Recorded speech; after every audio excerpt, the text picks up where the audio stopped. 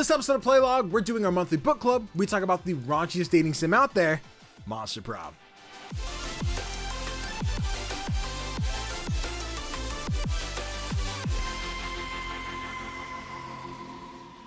Hey everybody, CGDannyB back again with another episode of Playlog, the podcast we talk all things indie gaming and not Marvel rivals, but talking about those things alone can be super boring. So I've got my partner in crime, the play.nice kids themselves, Tofr. What's poppin', homie? I was wondering something, and maybe you can give me a good answer now. I get dry.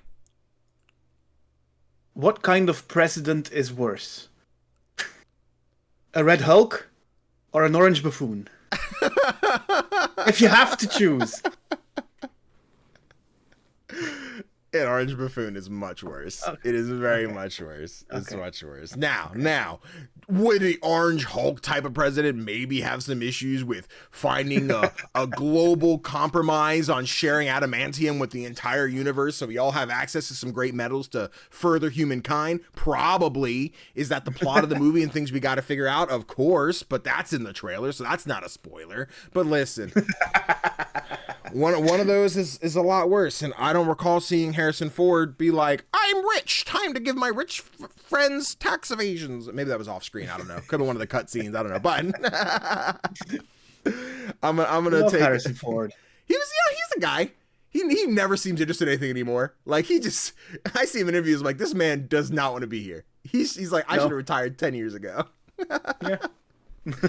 But we appreciate him. I love it too, because in the movie I'm like, okay, this man is acting, he's doing it, and then when the camera's off he's like, what? I just stop asking me questions. And I'm like, damn, homie's not about it. That's basically him. Yeah. But yeah, if you guys haven't seen New Captain America yet, would recommend. Had a great time, especially if you're brown like me. Great.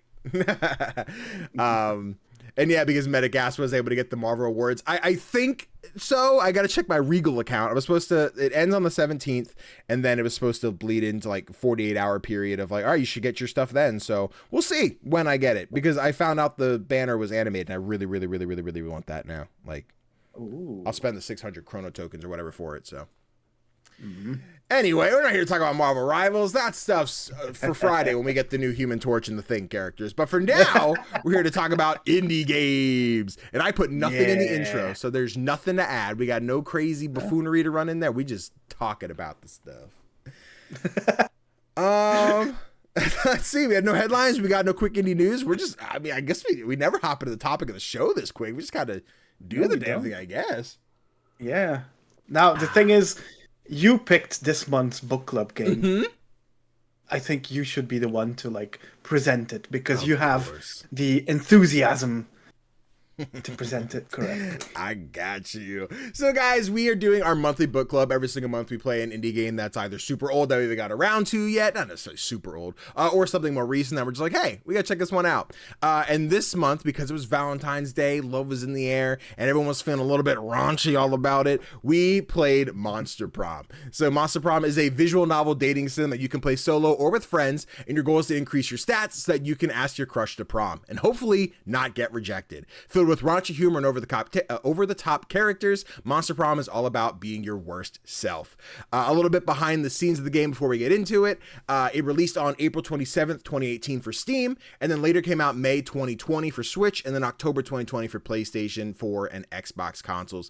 It's currently holding a 73 on Metacritic, which is the same for both Steam and Switch, which was a bit of a shock to me. I've never looked at the Metacritic for this game, and not that 73 is bad. It's a C. You could do better, but I'm under the impression a bunch of people who don't really get the vibe reviewed this game, and then I assume Beautiful Glitch is just like, okay, we don't really care about the Metacritic. We know our fans are playing the game, so we're good. Yeah, it's niche, and they know they have their niche fans. 100%, and I'm there. I'm in it. I'm one of them.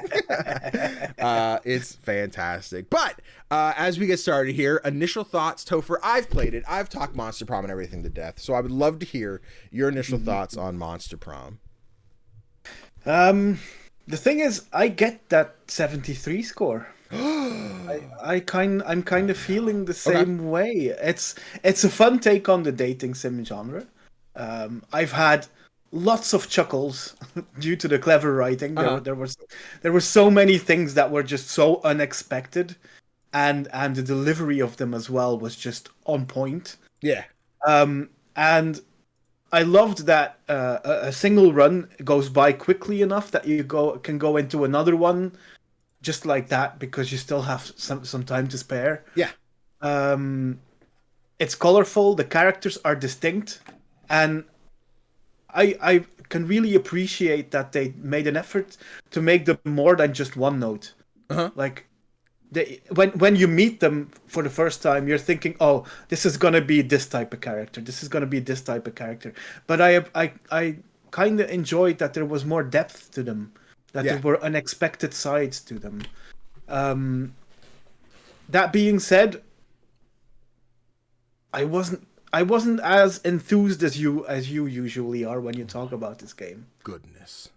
Yeah. How could you do I'm sorry. this to me? I'm sorry. This is one of those games that was just like a good time, but Chat, there wasn't. We're canceling the podcast. Oh no. Okay. I'm not doing this anymore. I can't. No, I'm obviously kidding. Go ahead.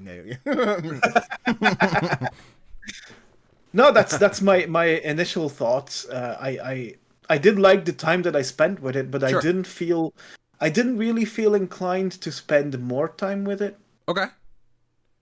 I might return to it when I have like some spare time and I want to get a couple of runs in. Yeah. But it's not that I'm like majorly excited to get back in there. Maybe it's just trauma, Danny. Maybe it's just that I'm really bad with rejection. Felt. The first couple of times playing back in like college. So I had found out about this game through like a Kind of Funny live stream where they started playing Monster Prom, and I was like, oh, this looks fun. I'm really into dating sims. Like I've tried them before, just not my thing. But listening to them read as these characters and hear some of the random just shit that they'll say, I'm like, oh wait, this is raunchy as balls, and I'm all about it. Like I want to play this one. So I showed it to the guys, and we did our like first Let's Play of it way back on YouTube. Oh god, when was this? This was 6 years ago now. Holy shit. Crazy. Oh damn. Fuck. But you're old, Danny. Yeah, let me tell you, it's old as shit. We've been doing this stuff for too long. But yeah, we always locked in. Each of us had our characters. We had Vicky, who was the Frankenstein character. She was always mine. I always called her Danny, D-A. I guess back then I did D-A-N-N-I instead of just D-A-N-I, but that was that. Okay. Connor would always play Oz, who is the, like, I don't know if it's an eldritch horror type deal, whatever he is, the black guy, but not the black guy, but the black guy. We'd always call him Connor, because Connor's whole thing is they spell Connor wrong. They used an E instead of an O, and we're like, let's spell it wrong again, so we used a U. And then Kanai was Brian, who was the zombie, but we called him Crandon. So, and then that fourth seat was always just whoever happened to fill. We've had multiple fourth seat guests for that character, so it's always fun to see what they end up naming the Amari, because I think the first one was Ari. Anyway, that has nothing to do with the actual game. That's just our history. But yeah, I fell in love with this game so early on when I found out about it.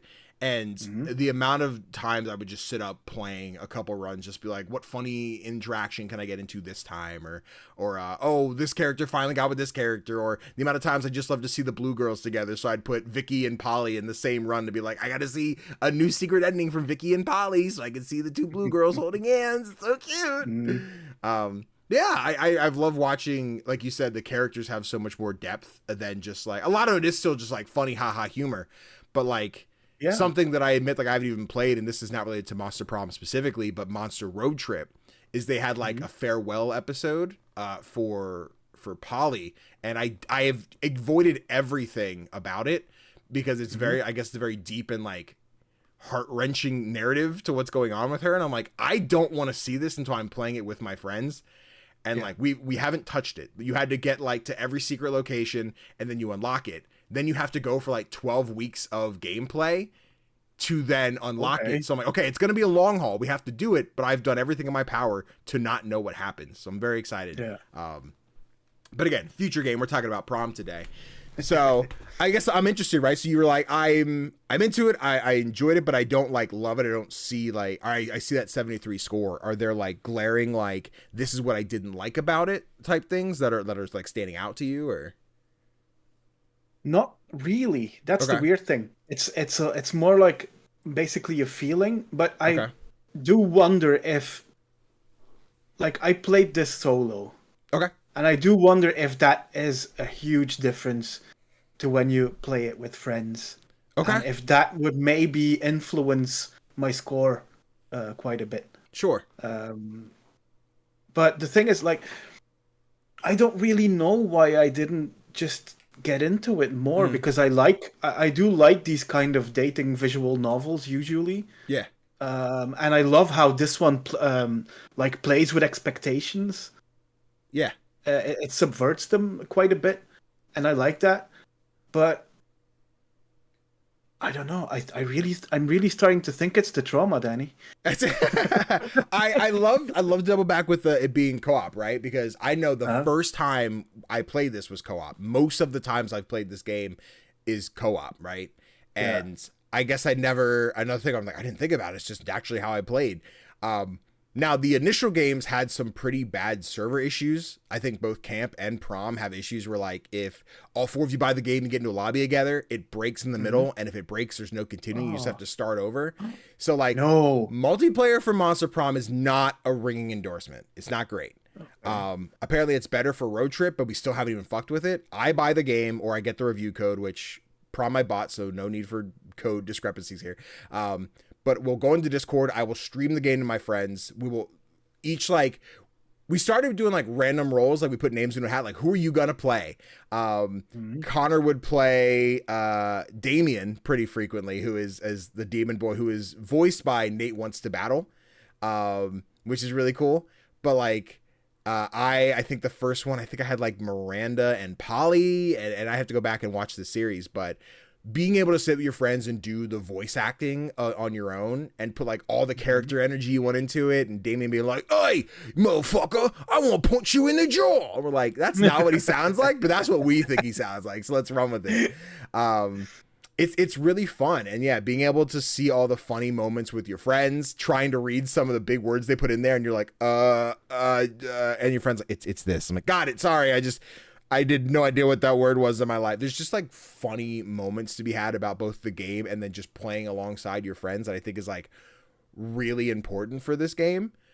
Which I'm now realizing you saying like playing solo. I only played solo after I'd played co-op so many times. So like this sounds like if our good friend Daphne's around and you're like, we're done with Sandrock. We don't need that shit anymore. You're like, I'm going to stream this on Discord. Yeah, listen, I'm just saying the game's got to end at some point, right? I know it's like 40 million hours. But it could be a fun night, I think, to try with some friends and do like the voice acting and then stream the game through Discord and see like everyone kind of bounces off each other. Cause I definitely know that's how we've like thrived most of the time playing these games.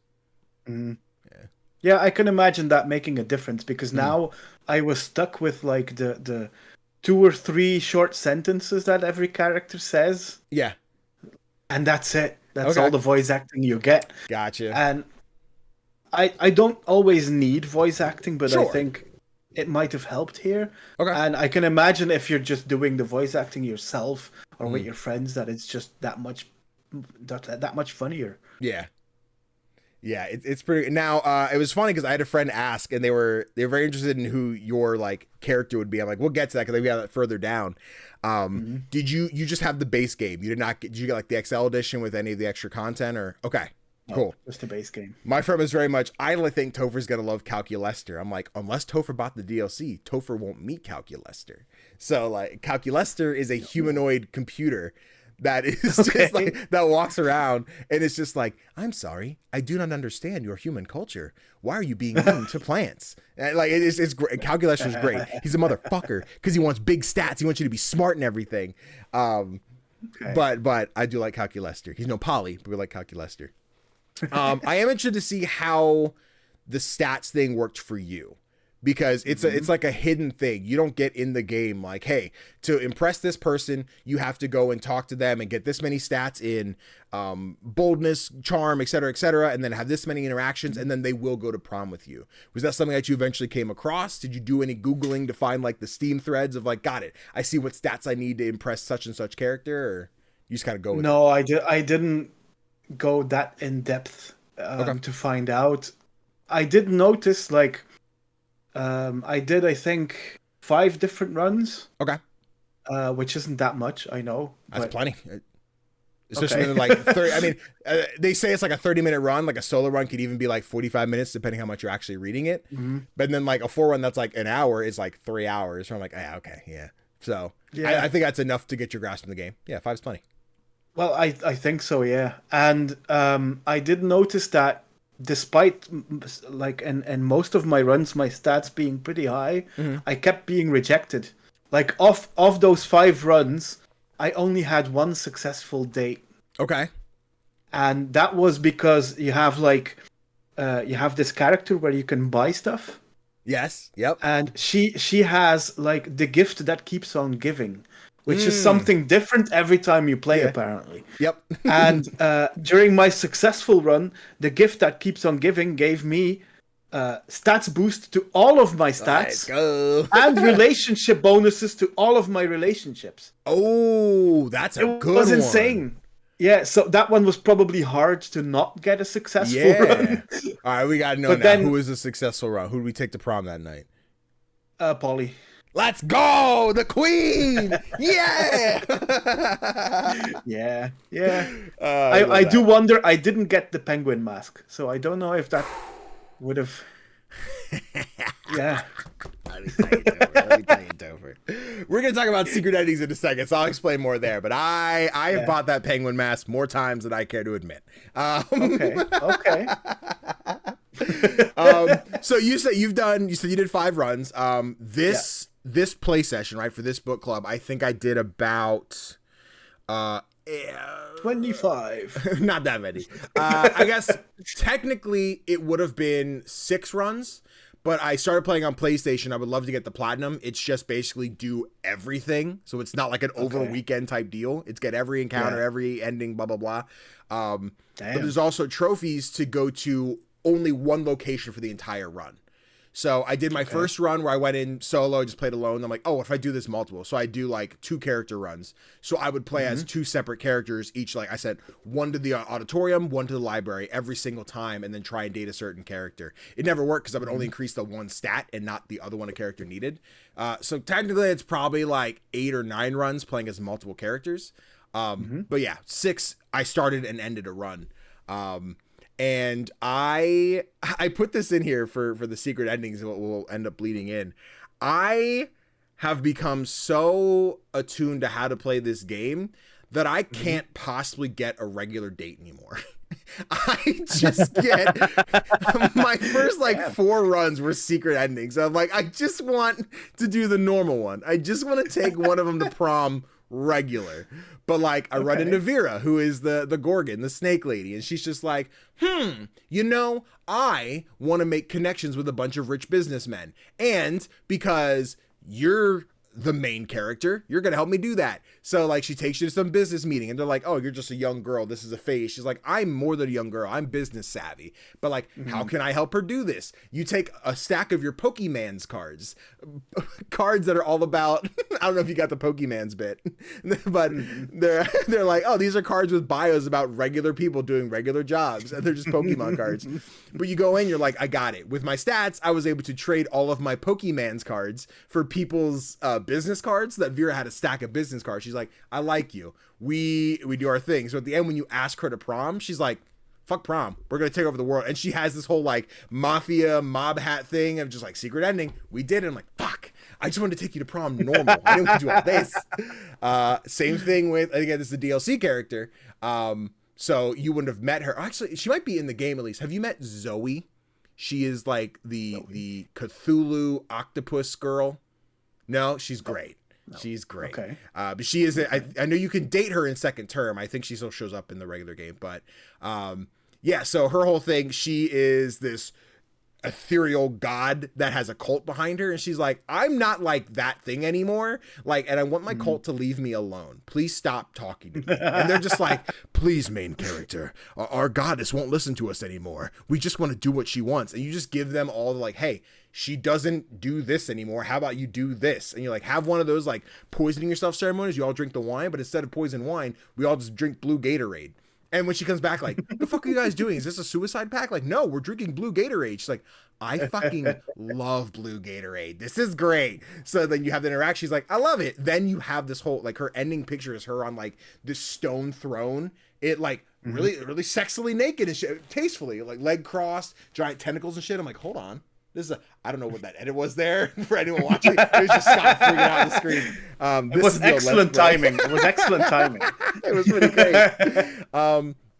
But yeah, like there's all these secret endings you can get, which I'll stop rambling after I go over the penguin mask, because Polly has a secret a secret ending where she's like, hey, I died. And the only way for me to come back to life is to have sex in a very specific situation. And it's called the reverse Romanian Wilkinson.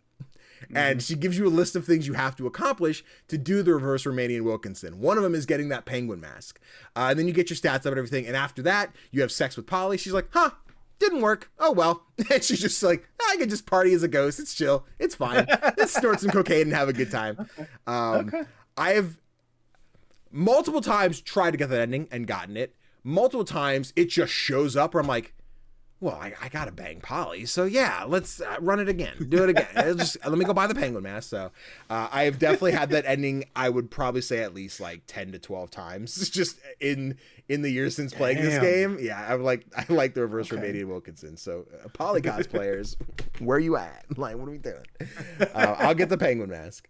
But did you come across what you thought was any of the secret endings, or any of them pop up that like no? Oh, dude. No. Because at the end of the game, it shows you if you've got one of the secret endings, and I'm still on 0. Okay. Despite buying some of the items that I needed to get them, but maybe I didn't buy them early enough in the game, or maybe I gave a wrong answer somewhere. Maybe. I don't know. Yeah, I think they will get prompted by having early like engagement with a character. So like when you take you start the game by taking the personality quiz, which gives you a boost in stats and gives you an initial interaction with characters. So you're like, oh, cool, I already have an interaction with Vera because I picked the answer she would like. And then if you continue to go somewhere, you interact with Vera and do it again. Usually that second interaction, because you'll have, each week is 3 days. There's morning, after, not days. There's, I guess it'd be days. It's weird. Time's weird here. But you have morning, lunch, and then night, where the morning and night are both going to different classrooms to boost stats, and lunch is going to sit with the person you're interested in and choose an interaction that gives you more interaction points with them so they like you more. And that's how you boost those. So I think typically after that first week is where a secret ending will kick in, if one's going to happen. I've had them come up later. I'm like, I literally don't have the time to do another one if I couldn't do the 3-4 weeks of stuff to do it. But yeah, I get thrown the secret endings now. The game's just like, Danny, you've been here, you've done that. Let's show you what you came here for.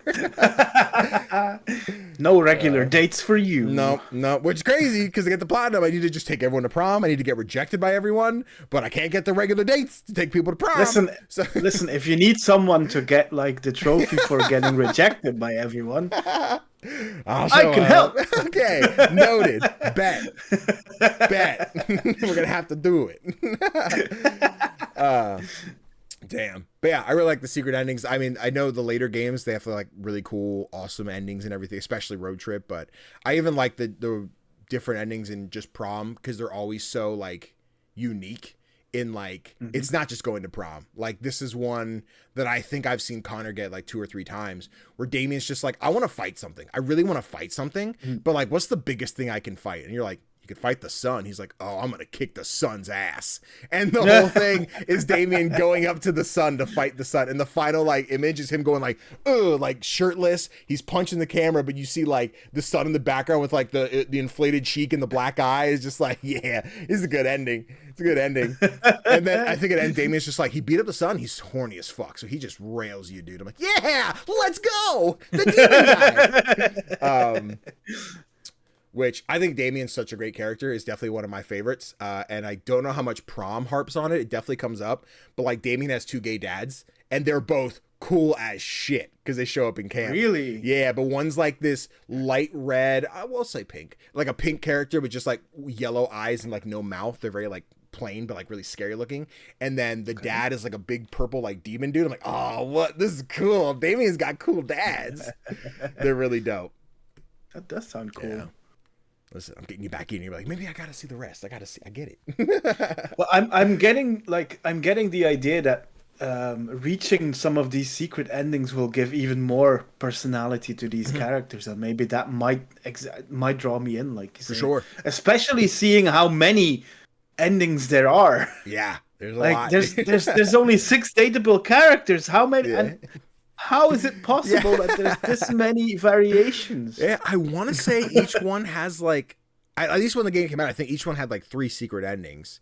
Because I know, I can't think of what it is. Vera has another one it's a very sexy one where she's just like, it's her like back to the camera, dropping the robe off. You're seeing like the sexy shoulder reveal, like the look over the shoulder. I'm like, okay, Vera, what are we doing? But also, Vera's one of the harder ones to date because she's just like, make some fucking money. Like, you need to have a high money stat.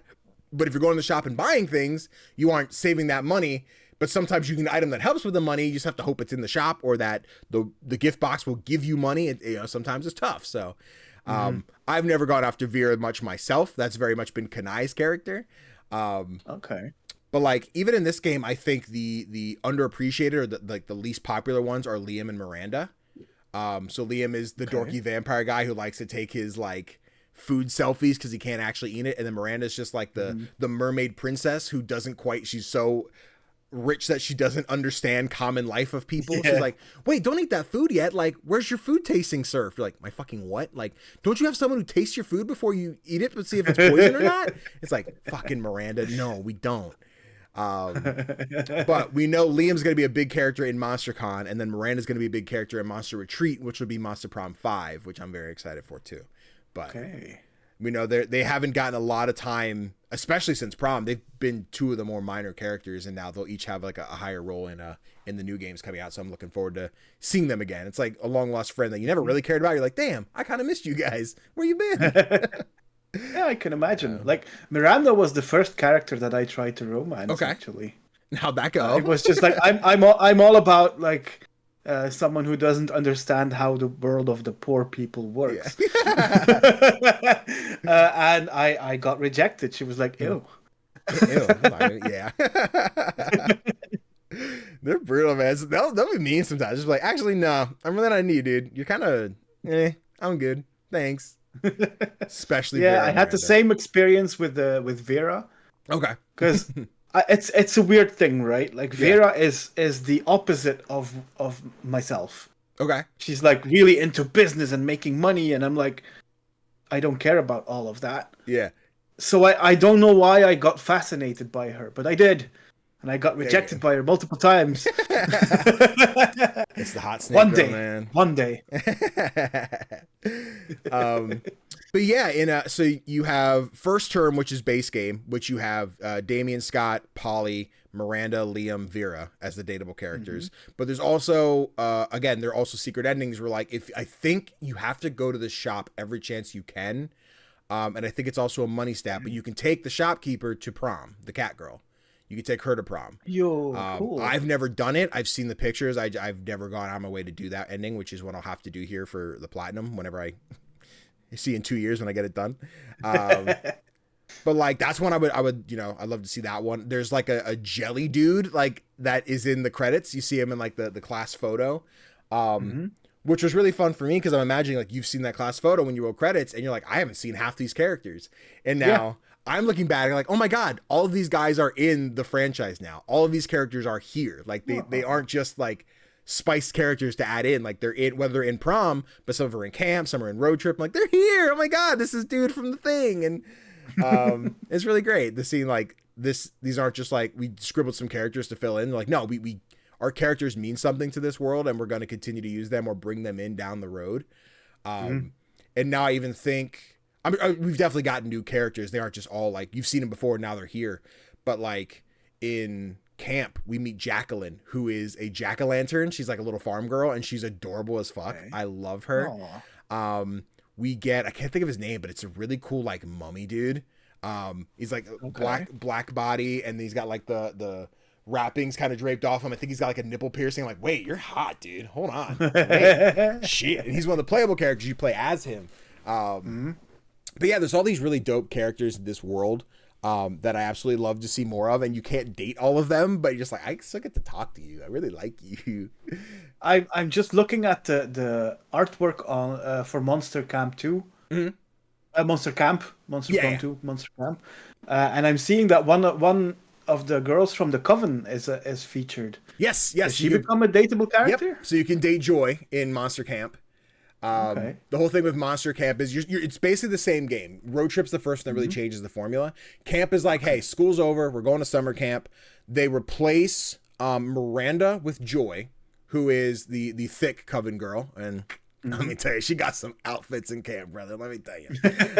And they replaced Liam with Milo, who is, I don't know what Milo is in terms of like cryptid monster lore.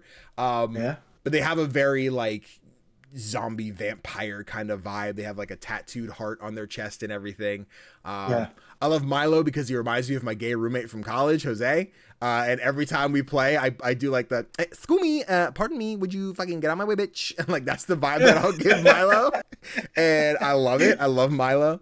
But yeah, Joy's great because she's like, I'm doing my own thing here at camp, but also the Coven's still around. So like, they're still like existing, doing their thing. And then that continues in Road Trip, right? So these characters, they'll drop in and drop out as whether they're playable or whether they're dateable or everything. Polly in that Plague Doctor outfit just does something to me, brother. Let me tell you. But yeah, and these characters aren't just like filler, right? Like these could be just like, hey, we dropped in a character, whatever. You didn't really care about them, but like they exist. They'll tease stuff online like, camp we got, and again, we're getting way off, but these are all encompassing, so we're including them in one. This way you don't have to do a book club for camp and road trip and con and retreat. And but like when we had road trip, which is the current game, which is Monster Prom 3, we got DLC for 2. They were like, hey, we're adding 4 new playable characters, and they were like announcing them on Twitter, like Twitter, Instagram, all that stuff, like throughout the week. And we got Jacqueline, the pumpkin girl I was talking about. She became playable because she was introduced in 3 and then became playable in 2. They introduced Doug, who is this like slime monster dude, but he's like Hawaiian t-shirt, big beer belly, like, hey guys, I'm Doug. He is going to be one of the dateable options in con, which I'm very excited for. So they always just like, they matter everywhere. And then road trip, I don't know what this Doki Doki Literature Club thing is here. Audio listeners have no idea, but this is an old Let's Play where we talked about something. I get why, because they mention starting a literature club, and then they say, "Do you remember what happened at the last one?" So I think it's a reference to Doki Doki. Ah, dude, I love it. They're so good, and yeah, the references are amazing. I'm trying to think. Literally, the one I had the other night. So if you're playing co-op, there's another mechanic that happens is after night. One of the characters will be randomly chosen to go out at night, and they'll hang out with some of the dateable characters and stuff. And then they have an interaction where, like, say we're playing together. If it's just 2 of us, it's really cut and dry. If it's 4, it becomes a lot more competitive. But if it's 2 of us, say you get picked, you go out and I'm trying to date Polly. She'll roll up and be like, hey, it's nice to see you. So I'm like kind of interested in this Danny guy, but like, I don't really know if he catches my vibe. Like, and they'll give you a circumstance. Like, what would like Danny do like here? Like, how good is Danny at sex? And then you have like 2 options that are just like, yo, this man be fucking on the daily, or like, I know this man cares about love and support, making you feel good. And one of those, depending on your stats, is going to feel more important to Polly. So in that case, you can either be like, oh, I want to help Danny and get him more stats to date Polly. But if you're also trying to date Polly, you have a chance to be like, fuck you, and you get to lower my stats with Polly because you said I suck at sex. And you're like, no, don't do that to me. But that's your choice because you're the one playing. And then vice versa. If I get picked, Polly might show up and ask about you. But if you're playing with 3 or 4 characters, I'm zooming in on Liam. if you're playing with 3 or 4 characters, someone will go out and you'll get someone to walk up, be like, hey, I'm kind of interested in the other 2 people you're playing with, and you get to pick like whose stats you want to boost. So like if we have, because I see Phantom in chat, Phantom was popping. If Phantom's playing with us, and Phantom and I are both trying to go after Polly, and she comes up to you like, hey, I'm kind of interested in both these guys, like what should I do? You get to say, go after Danny, go after Phantom, and then we'll did the zoom again. But then yeah, you'll boost whoever says. So like the multiplayer definitely adds more stuff to it. And then you randomly choose every turn, like it's always 1, 2, 3, 4, but then you can either just randomize it, who goes first the next turn, or there'll be a minigame of like, everybody think of your favorite animal. Like, okay, thinking of it. Now, place yourselves in order of which one would be the most entertaining movie if it was a cop film starring your animal. You're like, okay, the elephant cop movie would be pretty funny. So that makes it a little bit longer because you have to do all the like talking stuff, but it's still fun. So, or just random to make it go faster, but. Cool. Whew. I told you, I'll rant about Monster Prom, bro. No, I enjoy hearing you talk about it. It's a lot of fun. Like I'm starting to like rate the game more highly just by listening to you talk about it. Yeah. No, and like I say this because I can sit here and ramble and have a good time, whatever. And like it, much like Kentucky Route Zero, right, which I was much lower on that than it seemed like you were on Monster Prom, of course. I mean, Kentucky Route Zero, who even likes that game? But but no, like it's definitely one of those, like if it's something you're not into and you're like, I think I love the story and feeling the world as opposed to being in it and playing it, like that's totally valid. There's so many people out there playing this game that you could definitely watch someone else's let's play and find another ending. Oh, that was a good one. I like when this happened. I know a lot of our chat does that. We need to get back to it. We used to stream Monster Prom like once a month and do like hey, it's a late night stream. It's the 4 of us playing together. We're going along and doing whatever. And I think those are always fun. It just got busy with other content stuff. We just never got around to it again. So when con comes around, I promise you we're doing it again, team. But yeah, I enjoy this game so fucking much. It's so great. Okay, yeah. I get it though.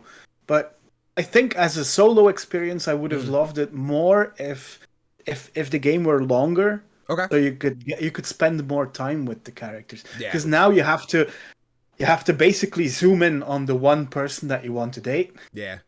To try and get your stats up high enough to manage to go on that date when prom comes around. And I enjoy getting to know all of them. Okay. So it maybe felt a bit limiting to have to like really zoom in on that one person. Yeah. Throughout the entire run. Okay. That makes me think you'll really like Road Trip then, because Road Trip's no longer a dating sim. It is a road trip sim where you get in a car with Scott and Polly, the party prank masters of the game. And you're still increasing stats, but the whole thing is you're just going as far as you can until one of your stats hits 0 or you reach the end.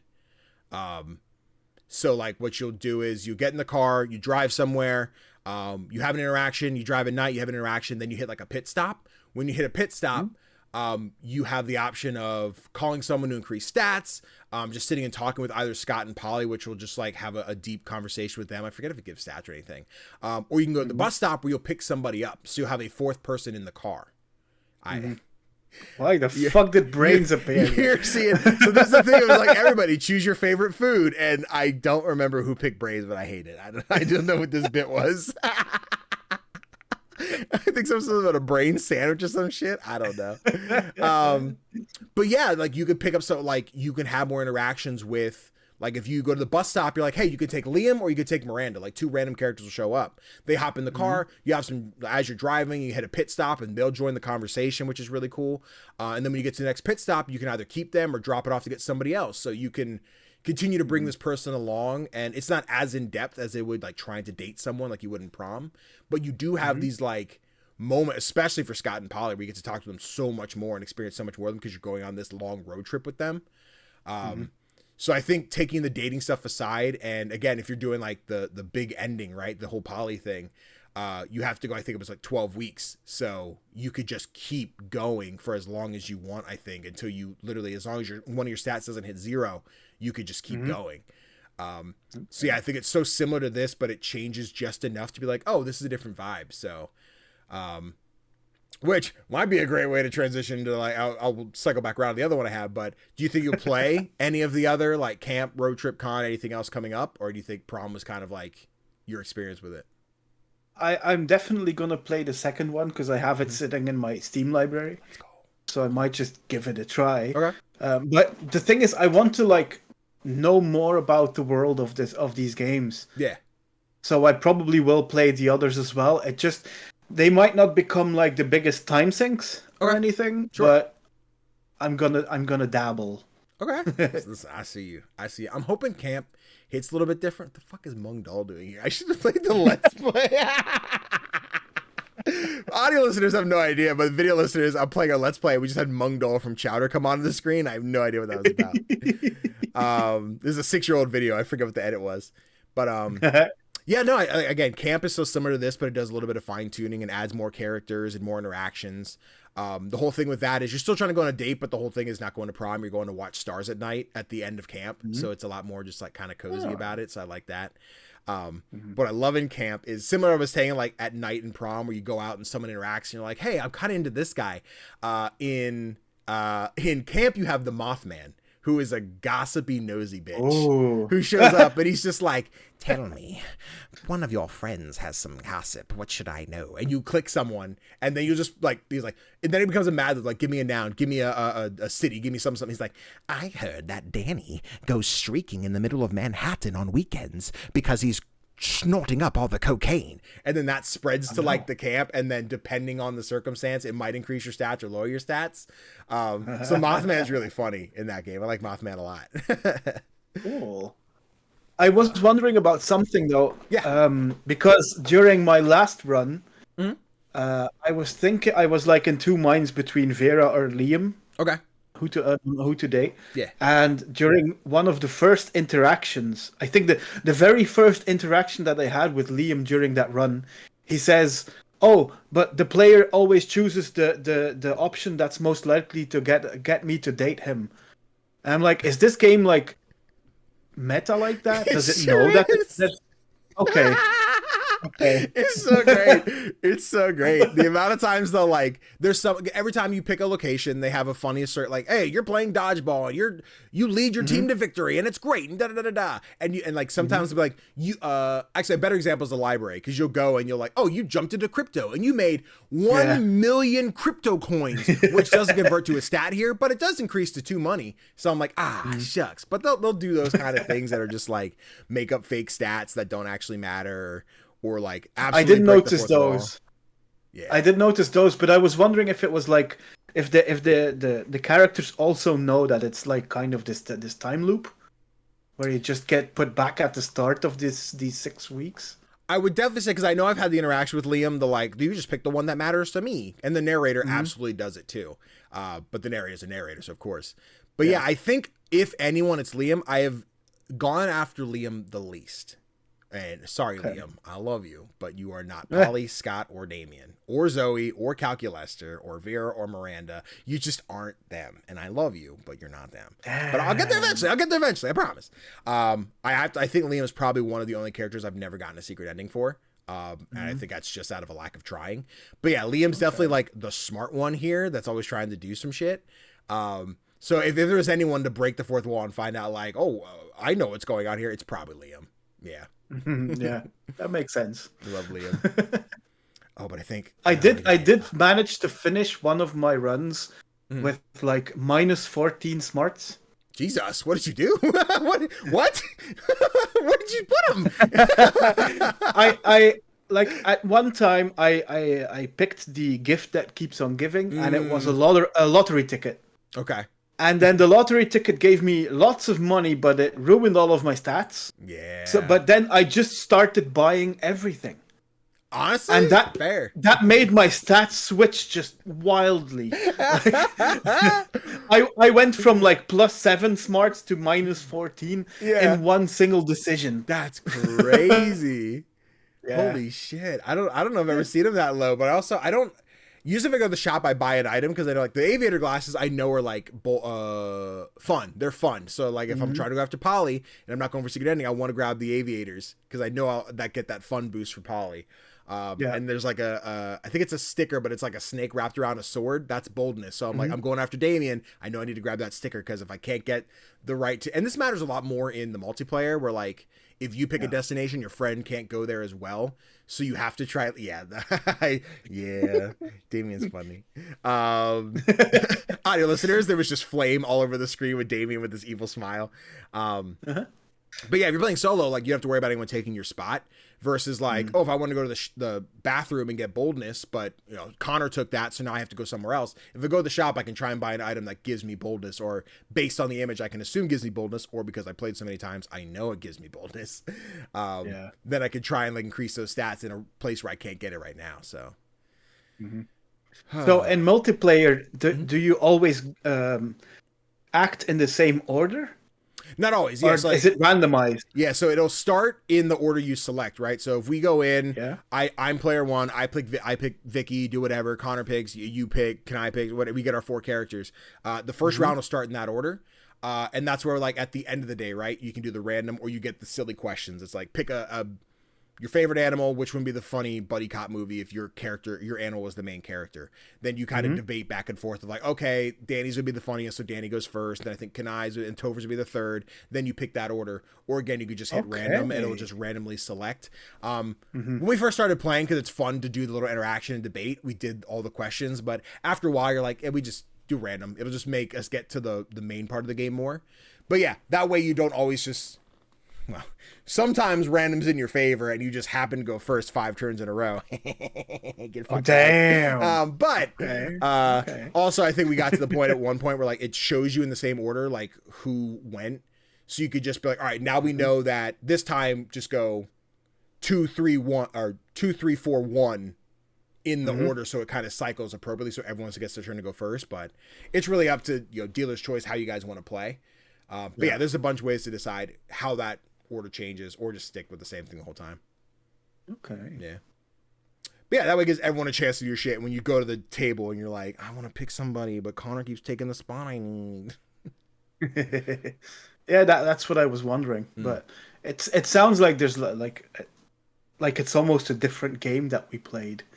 Just because I only played the single player version.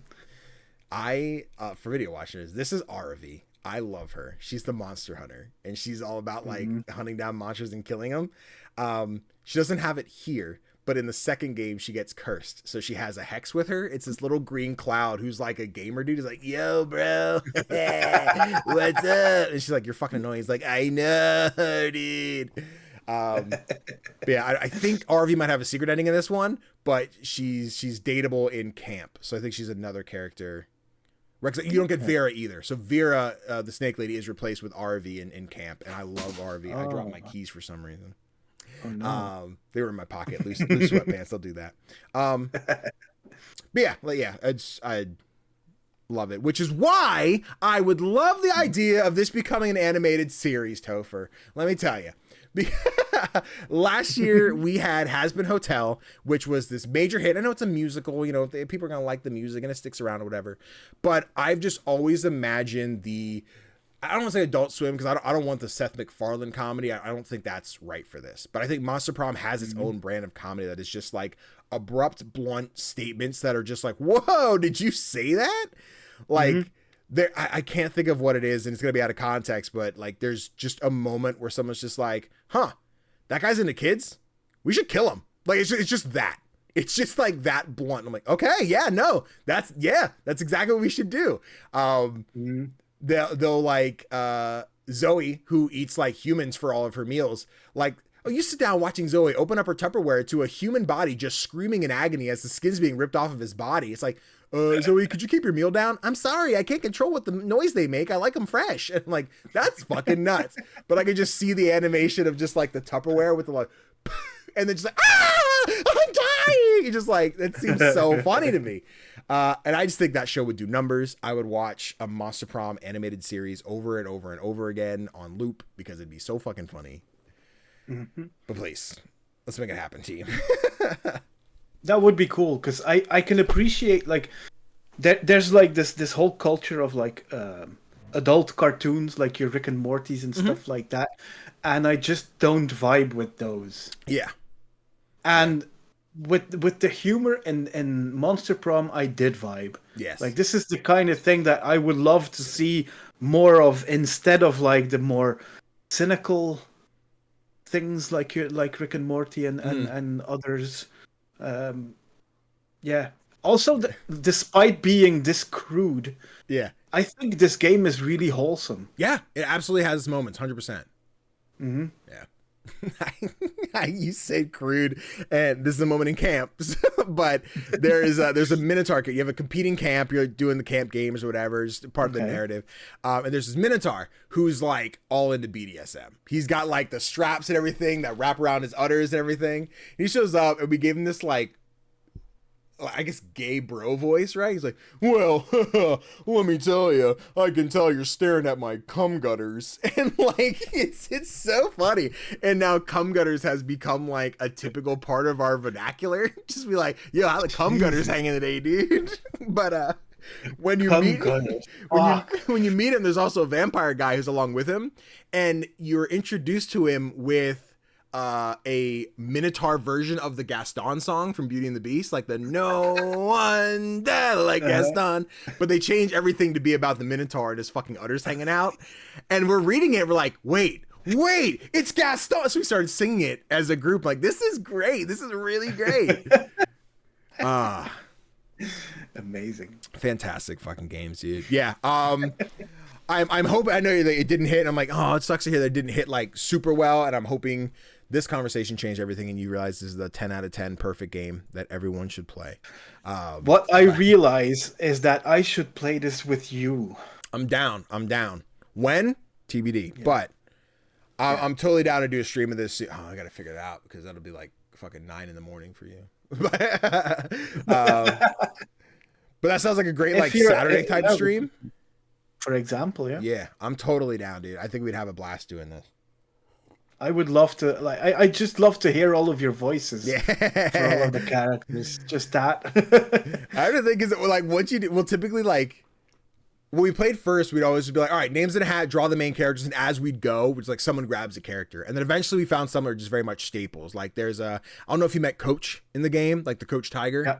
Yeah, that is always Connor's character, and he's like, "Hey, everybody!" I can't even do the voice. It's not. That was more like a clown thing, but Connor has his Connor has his Coach voice, and like, "Oh, hey, it's Coach Connor's here. Let's go." And then for a while, like Connor was like all the robots, like Calculester, and he's like, "This is killing me." He would do the joking, like Mark Zuckerberg, like, "Hello, I am a robot." He's like, "This is killing me. I can't do this all stream." Oh no! And eventually, Calculester became more of like a Baymax kind of thing. I'm like, "Oh, that's something you don't have to ruin your throat to do. It's fine." But yeah, it'll often just be a melting pot of like, who wants this? You want Tofr? You want this guy? All yours, buddy. Like, so it's yeah. The voice acting is like probably the best part of playing it as a group. I'd love to join in for that. Maybe when the new game releases, we can do. Let's do it, baby. Listen, Beautiful Glitch, let me know. Give me some info. Let us reveal the date of MonsterCon right here on Playlog Podcast. Well, Danny. Yes. I went behind your back and contacted them. Oh! And they ignored me. No, I didn't contact them. We have the date! MonsterCon's available today! It just shadow dropped on Steam. Don't play with me. Don't play with me. It's Next Fest, man. I can't be doing this. I can't do this right now. Sorry, Next Fest. I love you. I do it every year. But if MonsterCon's out today, fuck you. I don't care. Oh, boy. Oh, boy. But I did it. Timestamp. Those are our thoughts. I guess actually, before we wrap up, any final thoughts on Monster Prom? I've rambled here for 45 minutes.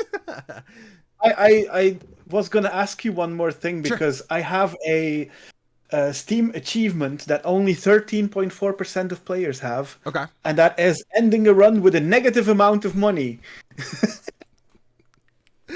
I went broke in these runs, man. I went broke. Been there, done now. Let me pull up Monster Prom and see what achievements I got in this game. I want to see if you've got like something super rare. Monster Prom achievements. I never look at achievements on Steam. Okay, let's see.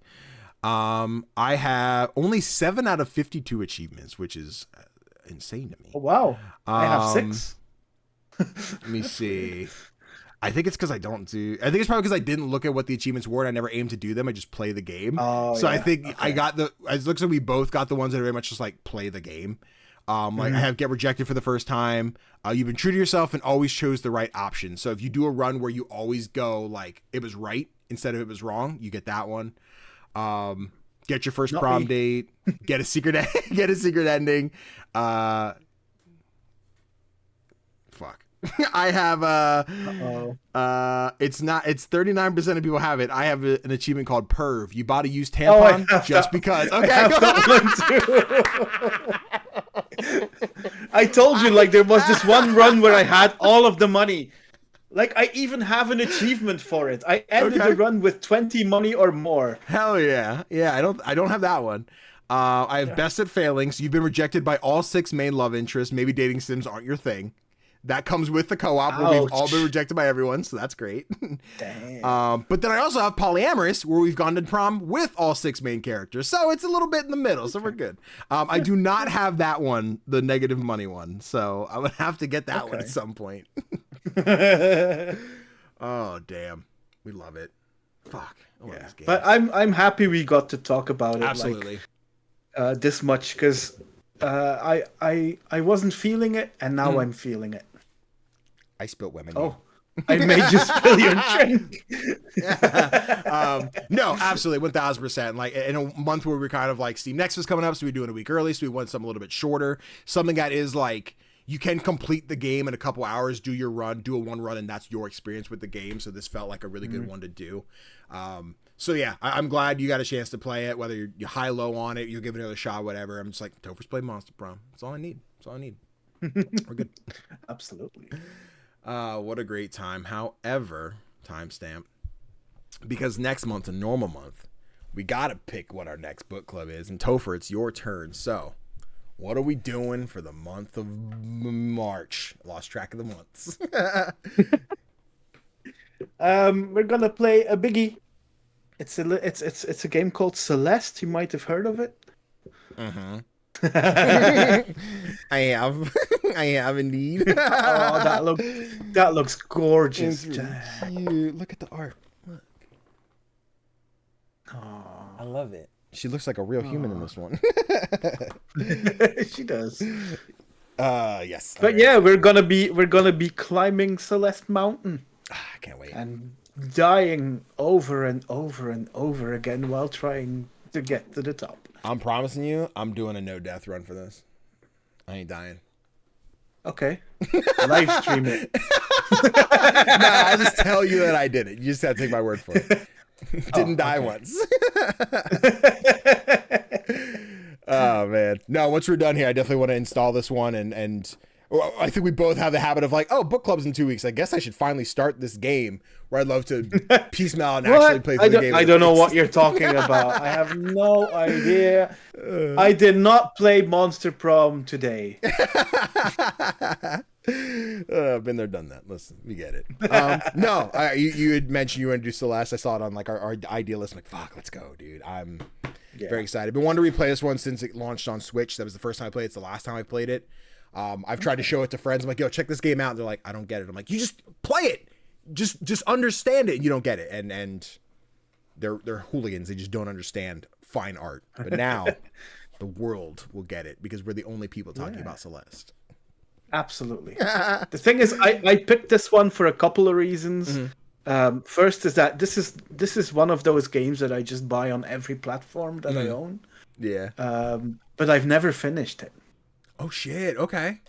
Yeah, and I really want to. I now I have to like push myself to like finally go that extra step. Yeah, I'm curious. Reach the end. Have you ever fucked with the accessibility settings? Or you just play as is. Oh, okay. I have played as is, and I've gotten pretty far. Yeah. But I've become stuck. Got it. And now I'm in a place where I can accept that and maybe try some of those accessibility features. Pop off. I've never fucked with them either. And I'm to understand they don't fuck with achievements or trophies or anything. So I will probably try and play through on normal just to get it done, but see like for cleanup what trophies there are that I need to accomplish. There's probably to get like the B-side shit. I'm like, oh, that's gonna take forever. And maybe the C-side stuff. Oh no, it'll take forever. But yes, I'm looking forward to trying. And I definitely want to mess with the accessibility options just to see because I hear they're great. I've never taken the time to use them. So yeah. And the other reason that I wanted to play this one is because the person who made this game, well, one of the people who made this game is trans, and trans people at this moment are feeling the heat. And I just want to, and I don't know, I want to like give my support to other trans or non-binary people, and tell them that they're not alone. Absolutely. And maybe they should join us in this playthrough to take their minds off Let's do it, team. the world. Yes, guys. All of you, this month, play Celeste. I don't know if it's still on Game Pass or PlayStation Plus. No idea. Either way, pick up Celeste. You don't have to get the physical one like I did, but I'm saying it's probably like $15-20. It's on sale all the time. I've definitely retweeted, like, this game's like $2 right now. Please buy Celeste. But can't wait. Very excited to play Celeste again. And that will be our March 25th episode as well. That'll be the typical last week of the month. So you have the rest of February as well as the rest of March to play through that one. So please enjoy Celeste. Yes. And with that, timestamp, Tofr. You know, we've been playing Monster Prom, but it looks like we also been playing a lot of other stuff. So we want to talk about what we've been playing? We sure have. We sure have. Let me see here. I rambled enough, and I know mathematically we typically do that. Well, I have 3, you have 2. You go first. You can talk about whatever you want to talk first? about. Yeah, okay, go for it. Okay. Let's move from dating and love and romance to heartbreak with AfterLove EP. For which I received a key to review it. Okay. My full review is available on so many games.co.uk, by the way. Check it out. For people who want to read about it. And I mentioned heartache for 2 reasons. Because the game is about heartache, but it's also how I feel about the game. I saw that. I saw your Instagram post. I'm like, no way. That's crazy. I'm really interested to hear where you fell on it. I really wanted to love this one, and it is a good game. Yeah, it really is, and it is an important game as well. We have, like, in the indie scene, we do have plenty of games dealing with death, but grieving is something else entirely. Yeah, and grieving is something intensely personal as well. So I do feel that people who grieve in the same way as main character Rama does will get a lot from being represented here. Okay. It just makes me sad that the writing of the 2 main characters, like the most important people in the game, isn't the best.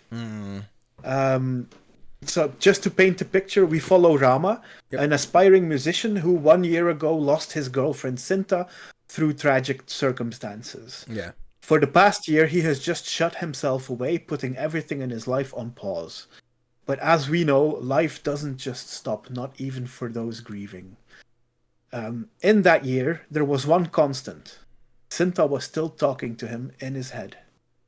Now, while still carrying her with him everywhere he goes, Rama tries to get his life back on track. Most importantly, that means getting the band back together. Okay. But his bandmates, Tasha and Adit, they aren't ready to just welcome him back with open arms. Tasha was a good friend of Cinta's herself, but has had to grieve on her own because Rama just basically disappeared. And both her and Adit's lives have moved forward as well in that year. Gameplay is pretty similar to Night in the Woods. Okay. So basically you spend time around a very lively version of Jakarta, and you have 2 time slots to spend with people of your choosing. This features both your bandmates, but also other people that might become new romances, ? Okay. Yeah. Aside from those activities, there are also a couple of musical minigames, which aren't the best, really.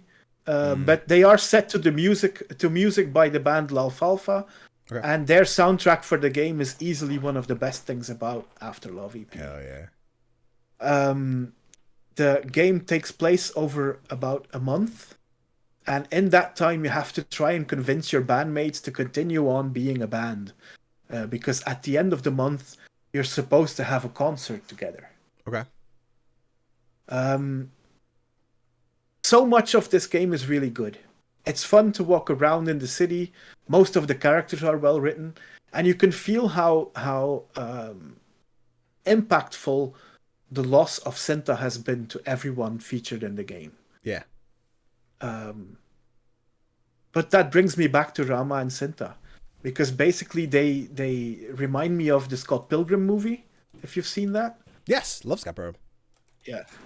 Well, at the start of that movie, you have this pretty toxic relationship between Scott and Knives, because Knives is just a doting fangirl, and Cinta in this game feels like that. Okay. She's just nothing more than that. Mm. She even causes fights between Rama and his friends, because like everything that people say to him, she criticizes, and it gets annoying, really. Yeah. To be honest. Um, Now, about halfway through the game, there is some discussion about how this version of Cinta is just how Rama chooses to remember her, Oh, okay. which is interesting to talk about.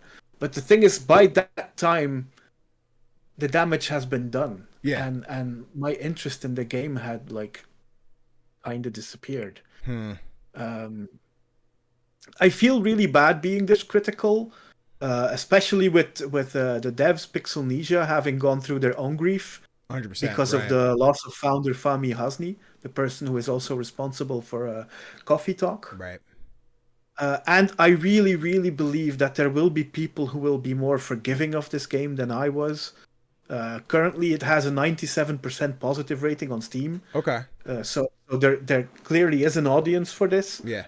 And I'm glad there is. Because, like I said, this feels like an important game. Yeah. That people will need to relate to and to like see how they can fall back on people, how they can maybe choose to go to therapy, because one of the options to spend your time is going to therapy and talking to a therapist. Cool. Yeah. This is dope. It's a really good game, and I wish I could say it was a really great game. Yeah. But it's just a really good game. It's interesting, right? Because we had played this. I'm sure it was during a Next Fest, and I think we both talked about it briefly, where you were much higher on it than I was. Where I was just like, I have no complaints about this game, other than I'm just not in it. I'm not feeling it, and I think it was just that loop where I have the conversation, I do the mini game, I run around the streets, I talk to the person, I go to bed, I do it again, and like that's not necessarily a gameplay loop that I don't enjoy. But it felt like in this world, I wasn't there. I wasn't in it, and I didn't feel that connection. So when I got the key, I immediately was like, hey, here, this one's for you, unless So Many Games has you covered. You're like, you sure you don't want it? I'm like, yeah, I'm sure this is all yours. And that wasn't me going with any expectation of like, I'm going to hate it. I was just like, Tofr will be higher on it than I will be. Which is one of those, like, people complain about IGN's like, you have the wrong person playing the game. So a lot of times if I get one, I'm like, this is definitely a Tofr game versus a Danny game. Like, a lot of keys will fly to you just because I know whether you like it or not, it's still more your speed than it is mine. So yeah, it was definitely, I don't know if you've looked at anyone else. I've only seen your coverage of it. I've not seen anybody else cover it. Do you know if anyone else in like the review space is on like, this game's perfect and lovely? If like you're an outsider on this or somewhere in the middle, or? I tried to avoid most of the other reviews. Okay. But what I have seen, it has mostly confirmed my thoughts, really. Okay. They feel that like they have that same feeling that the writing is kind of what lets this down at times. The voice acting isn't always the best either. Okay. Because when I like, there's not that much voice acting in it. The only character that's fully voice acted is Cinta. Okay. But she, like, I mentioned her sounding like a fangirl, and like literally she sounds like a fangirl. The way she talks to you, she's all like, "Oh my god, aren't you just amazing, Rama?" And nah, don't do that. It stays like that throughout the game, and I don't know. Yeah. I think maybe I am too critical, but I've seen more nuanced versions of Tales of Grief. Yeah. And I had hoped that this game would fall into that same category, but it just doesn't. Yeah. Sadly. I think I would never sit here and say you're too critical, right? I think in a world where we play games that are their art, and art is so subjective and everyone plays it differently. I think it's important to realize where we were at, both physically, mentally, when playing a game, because I always try and, like, if I didn't like something, what was I doing? Was I not in the mood for this game? Was I in a Discord call, so I couldn't hear, so I was totally lost. Like, I always try and keep those things in mind when reviewing games, right? Just because regardless of whether you love it or hate it, someone's going to say, you're a hack, you got paid to like this game, or you're crazy, you don't know how to play games because you didn't like a game that I loved. Like, that's just the fucking field and industry that we're in. That's how it is. But you can't sit here and lie about the way the game made you feel while playing it. You're just like, this was what I got out of it. This is the feeling that we had. And yeah, I can't ever sit there and tell you that's wrong, and no one can sit there and tell you that's wrong. And I could just say what I played the first time in the demo, and how you're saying you feel now. I'm like, okay, that lines up where I think I would have ended up with it, regardless if I would have reviewed it. So yeah, this is one of those games, like on Steam I would give it a positive rating, but like positive, but with a caveat. Yeah, for sure. Yeah. Okay. I love it. It seems like, do you know how long it was? Play session times? Let me check how long. Yeah, because you said it was like a month in game, but I'm sure if you run through a day in like 5 minutes, you're like, dude, game took me like 3 hours. It's a bit longer than that, but it's not too long. I played for 8 hours. Okay, so a good Sunday afternoon if you're totally locked in. Okay. Yeah. Not bad. We'll see. Listen, if this drops on PlayStation, it might be an easy platinum. If we just play through, yeah, we never know. We'll see. But yeah, obviously, as someone who loves coffee talk and still needs to finish the second one, like I want to show the love for this one. That I would like. Oh well, of course I love the history of everything behind it, but also I'm like, Also, I could just wait for Coffee Talk Tokyo. Really, I'm looking forward to that. Like what I would recommend at this moment is like we're in a moment of the year where the top-notch releases are coming one after the other. Yeah. And this is one of those games that I would save when you have nothing else to play. Like, I have nothing else to play. That's what are you talking about? I know, but unless of course, like if you have your own experiences with loss and grief, right? Then give it a shot, because it might mean a whole lot more to you than it did to me. Yeah, I think probably the biggest thing taking away from it is you mentioned the Scott Pilgrim comparison, and this is not fighting your 7 evil exes and the crazy comic book over the top, but I definitely get a similar vibe. So if you're someone who's like, I'm into Scott Pilgrim, but I definitely want I don't know if cozier is really the wheelhouse to use for it. But something that's a little bit different paced and a little bit different art style, but still feels similar. The Scott Pilgrim is kind of where my head sits at it when you brought that up. Yeah, there's one thing that bothered me, and is this spoiling things? I don't know. I'll try to phrase it as least spoilery as possible. Okay. But basically, Rama's whole deal is being a musician who is grieving. Okay. That's his personality. Like, you hang out with people and you're just there to like please them. You don't show any interest in like what your character is and what your wants are or needs are. You're just there and like, oh, this person is having a good time, I'm happy. And that's it. That's basically Rama's whole deal. Okay. And then so many characters are falling in love with him. And I'm like, they love the broody musician. I didn't put it in my written review, but I was thinking while playing this, I was thinking about the Bechdel test a lot. I don't know if you know that. Yeah. It's for people who don't know. Yeah, it's basically a test to see if a movie treats women as people. if and the test basically consists of, is there any part of the movie or book or whatever where two women talk about anything else not related to the main character, to the male main character? Yeah. And this game does not meet that criteria. Okay. The whole game is tailored to your main character, and I get that it's a video game; you have to like kind of tailor it to the main character. But for like I mentioned, Night in the Woods, and in Night in the Woods, it felt way more like you meet friends, but they have their own lives, and they're evolving, and that evolution doesn't center around you. around May in this case. And whilst in AfterLove, I didn't feel that same kind of evolution. Yeah. No, I see that because especially if you have, dead girlfriend voice in your head the whole time, probably fairly focused on you. The band is kind of where I was the most, because I remember I did the games releasing this month and you got to get your shit together or the band's going to move on without you. I didn't know how that moving on without you would play out, whether that's an actual narrative beat or if it is if there's the multiple endings of just you chose not to go back with the band, they went on without you, or you got your shit together and now you're in the band again, whatever. There are multiple. I do believe there are multiple endings. Okay. Oh, cool. So that should be interesting, because I did notice I was trying to romance one of the NPCs, and all of a sudden I couldn't interact with her anymore. You scared her away. And no, it seems like that was a bug. Oh no, that's not good. But it was a preview version of the game, it was before release. So hopefully they fixed that by the time the game released in full.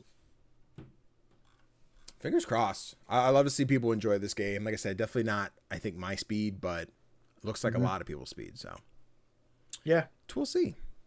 Yeah, but tell me about your first game, because I really will. Yeah, because I pulled up the wrong folder. This is the second game. Where'd the first game go? I would die of embarrassment right now. I would too, because I didn't capture footage of it. Fuck. Oh no! It's okay. We can pull up the trailer.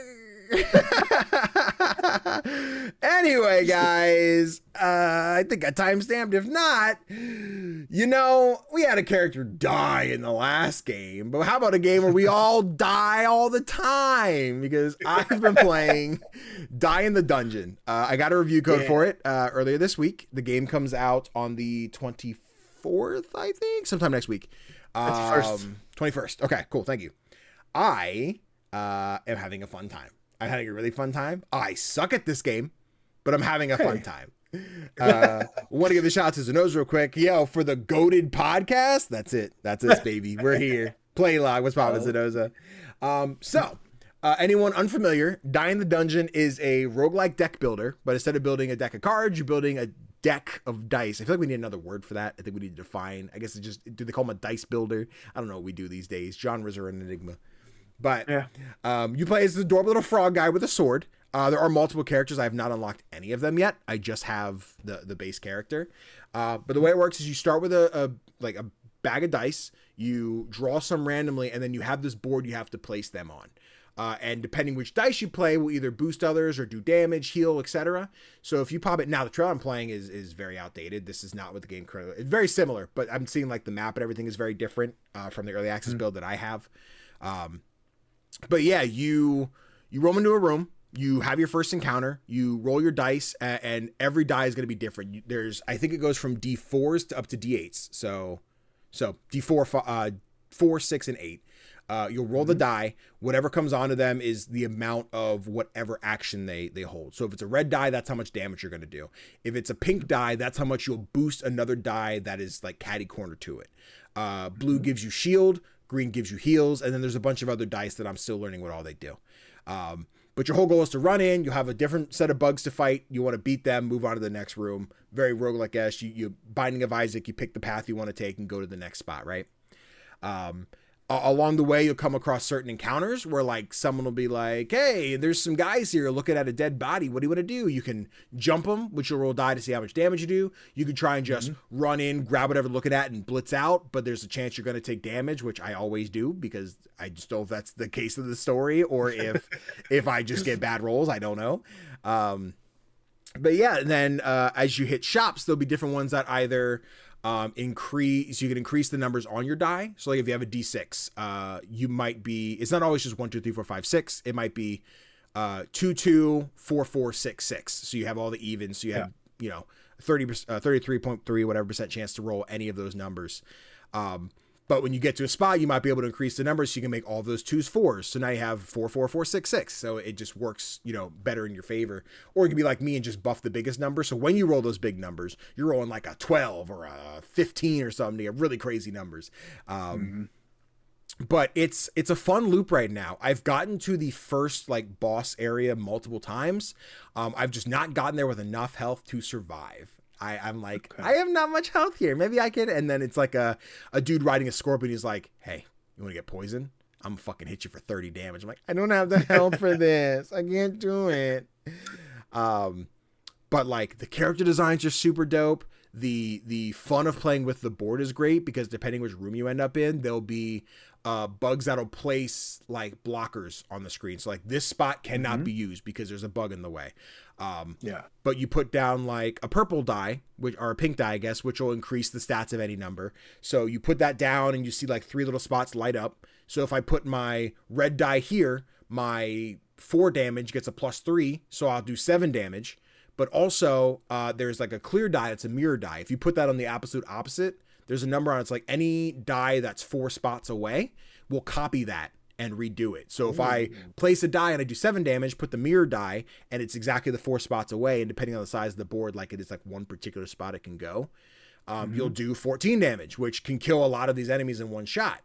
But you have to, if you're facing multiple enemies at once, you'll see like these little bugs are like, they have like their wings kind of like a little coat on them. They react along with their team. So if there's 2 people and you kill the one, the other bug won't react because there's nothing to react to it until the next turn where he thinks on his own. So you sometimes strategically have to be like, I want to take out this guy first because I know I have enough damage. There's a pinkish red die that does multiple damage to multiple people as opposed to just one. It just gets split where like the main target gets the most, the other enemies take a smaller percentage. But if you take that, you can damage everyone. And if it's enough damage, it's enough to kill everything. And it's really fun to try and find that formula of who to hit when and when to shield. And every turn you want to do damage, but you're like, I know if I do damage this turn, this guy does 7, this guy does 4, this guy does 9, I'm gonna die. I have to shield. And like I'll do the math. I'm like, I know if I do this, I will hang on with 1 health, and that gives me another turn to maybe win this game. Often it doesn't. I often lose because I'm just like, fuck, it's just so much damage. But I think there's definitely a learning curve I'm getting into, but not quite there yet to have like this is how I'm gonna get really good at this game. But just the loop is fun. The art's great. I'm unlocking new runes all the time, which are like, there's ninja die, or I guess ninja stars, that every 6 die you play will just throw out and do 3 damage to an enemy. Or there's a die that when you, or a rune that when you do shield and the enemies hit you and you have leftover, that leftover shield will get healed into your health. So like it's a great one to have when you're low on health. I've just only pulled it once and never got shields, so it was a really bad run to get it. But yeah, you'll pick up more die along the way, add them to your bag, so it gives you more diversity of what you can play. Some will have different features, like there's glass, which like will break after it's used the first time. It stays in the bag for the next encounter, but for this encounter, you only get it the one time. So different ways to play all the die, and it's fun. It's really enjoyable. I really want to play. There's this little character here. She's like a little chubby frog with a hammer, which totally seems like my vibe. I don't know if there's a stat boost or if it's all just a visual thing, but like I want to unlock her because I think that's the character that I'm going to fuck with. I think that's the one I'm going to be into and be like, yeah, dude, let's go. Does it feel, because you mentioned that you reached the first boss, but you don't have enough health. Does it feel like the difficulty curve is similar to like Wild Frost? Probably, I would say. I think trying to think like how Wild Frost went and how I'd get super far and lose, and it was just like I didn't have the right cards. Or Wild Frost has a lot more going on in terms of like every enemy could do, he's going to boost this guy, but because he's in the back, he gets to launch away at the end, and he's going to totally ignore this guy and hit your boss and blah, blah, blah. This is a lot more focused because it's just you. You don't have to worry about everyone. Like they're just going to hit you. There's not like oh shoot, he might hit the guy in the background. But I've definitely found the runs where like there's big enemies that only do 1 damage per turn, but they boost the other enemies. So you want to focus the big guy so he's not boosting, but also if you just focus the little guys and kill them, he has nothing to boost and will still only hit you for 1 damage every turn. So he's the best one to save for last. Or I think it's more of like a feminine character, so maybe she's the best one to save for last, but they're the best one. So it's finding out which bugs do what and how to fight them. But I've definitely found once I'm hitting these encounters that have 3 or 4 enemies, especially like the bigger ones, is where I'm like, okay, this is where it's going to start to turn to turmoil. And I really got to figure out, how do I survive this one? How do I get through this? And I'll get through that one. But then you really have to pay attention to what path you're taking, because on the map, it'll be like, you're going to get a random thing, a boss, a regular fight, a shop, a campfire. And like, once you find that path and you know what you're going for, you're in the clear. But if you don't, you just pick to go and then eventually find out, oh, I'm about to have 5 fights with no healing along the way. Like, yeah, I'm gonna have a bad time. So you're gonna get the jingly keys in your face of like, I want to go this way because I want to get the cool runes, but I know if I do that, I have to do 5 fights, and with my current build, there's no shot I'm surviving that. Or if I do survive it, I'm not taking on the final boss. So you have to pick and choose of what's the better move. Okay. And this releases in early access, right? Yes, which I was not aware of until I got it. I thought this was going to be full release. I had no idea they were doing early access, which is totally fine. But this is another great case of the early access game that feels really good. And okay, that was going to be my next question. Coming off of Hyperlight Breaker and, the complaints of like, I think I said in that, I had a couple comments on like the YouTube shorts of just like, yeah, early access shouldn't be complete. I'm like, correct. I don't think it should be complete, but I don't think that means the game should be bad. I don't think your game should be bad just because we're not done yet. I think you have room to improve. You have room to add things, which this leaves that opportunity for.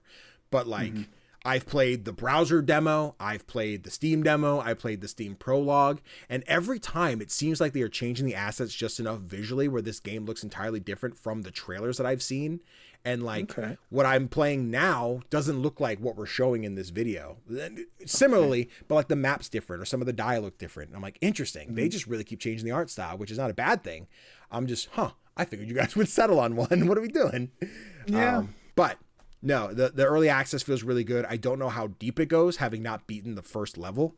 I don't know what the current end state is of this game yet, but right now it's just got the replayability of which runes am I going to pick up, which relics or whatever. I keep calling them runes, but what am I going to pick up to change this run and make it seem like it's better? And I know I'm going to get that Balatro tweak of just like, wait a minute. If I grab this and I grab this, every time I take damage, I'll get this. But every time I take damage, I get shield, and every shield will turn to health, and then find that infinite combo of like, you're all dead. You're not going to get me now. I just have to unlock those relics to get those combos yet.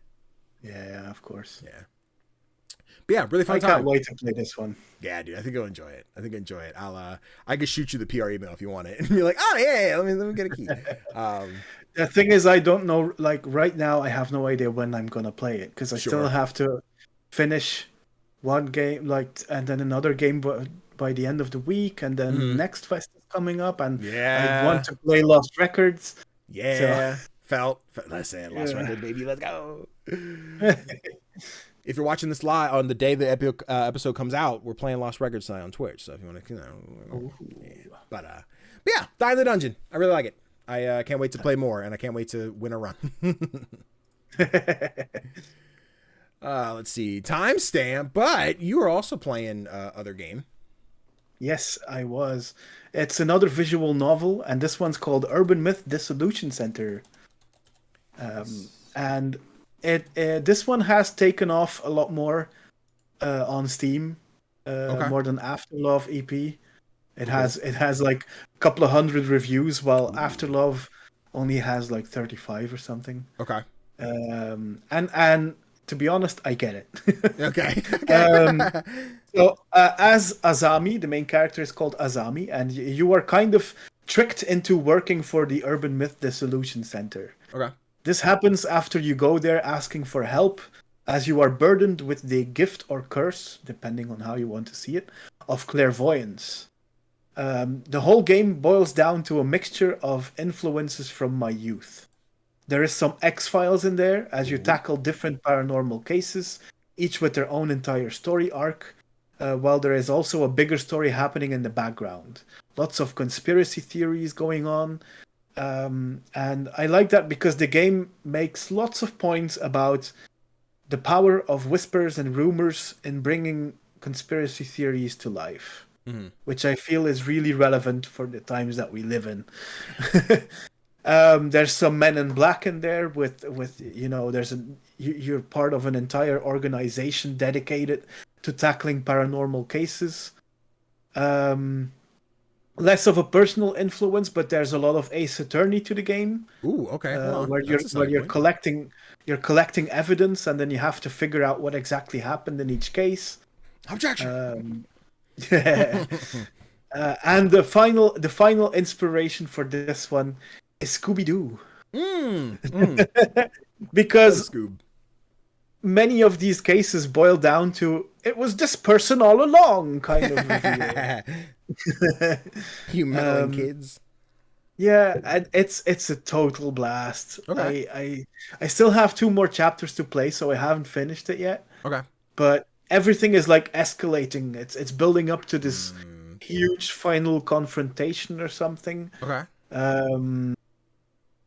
I even if I had finished it, I wouldn't talk too much about it because I noticed on Steam that the developers have even asked streamers to not stream the final chapter until the end of March, which is a move I haven't seen that often yet. But yeah, very Atlas of you, Persona.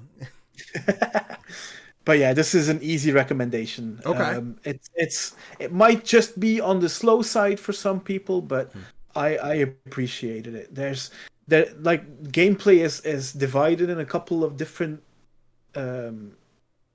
scenes, I want to say. You have your social media investigation, where you're just scrolling through this kind of Twitter-like app, and you have to find keywords to then search for, and so on. And then you have like the crime scenes where you have to investigate, and even the crime scenes are investigated in 2 different ways. You have you enter, you look around, you talk to people, but then when you put on the glasses, you see the paranormal stuff. Ooh, okay. And what you like, your power of clairvoyance is basically you see things that have happened in the room. Okay. So if a person had been there, for example, the day before, you will see them while using the glasses. Got it. And using that, you have to figure out all of these mysteries. It's really cool.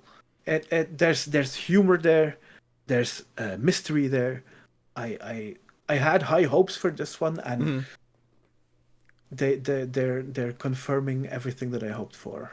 It sounds dope. Like I think another one we talked during a Next Fester or some kind of event, and I love the pixel art style. I love the vibe that it gives. The like murder mystery is always a giver. Like it's hit or miss for me. Sometimes really into it, sometimes I'm not.